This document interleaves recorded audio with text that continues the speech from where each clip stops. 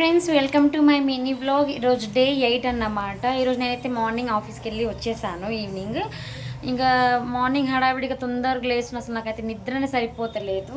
ఇక మా అక్కనే ఫుడ్ అదంతా ప్రిపేర్ చేసి నాకైతే పంపిస్తుంది గాయస్. అంటే ఈ జనరేషన్లో ఏంటంటే పర్సనల్ షేర్ చేసుకోవడానికి అందరు భయపడతారు.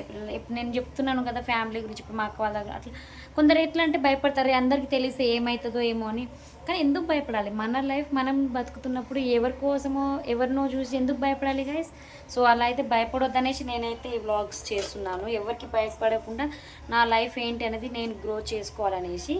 అండ్ డ్యూటీ అయిపోయిన ఇప్పుడు వచ్చి ఇంటికి వచ్చి ఇక చూడండి మా అక్క పిల్లల కోసం అనేసి నేనైతే చపాతీ పిండి అయితే కలుపుతున్నాను గాయస్. అసలు నాకు ఫుడ్ ప్రిపేరింగే రాదు.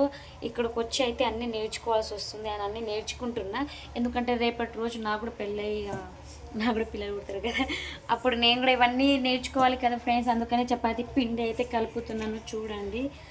అసలు నాకు చపాతీ పిండి కూడా ఈ ఏజ్ వరకు నాకు రానే రాదు. బట్ ఇప్పుడు నేర్చుకుంటున్నా. ఇది చేసినాక ఇంకేదైనా కర్రీ లాంటిది ట్రై చేసి మా అక్క చెప్తే ఫోన్లో చెప్తే నేను చేస్తాను. ఇంకా అన్నం పెట్టేసి నైట్ తినేసి పడుకుంటాము గాయస్.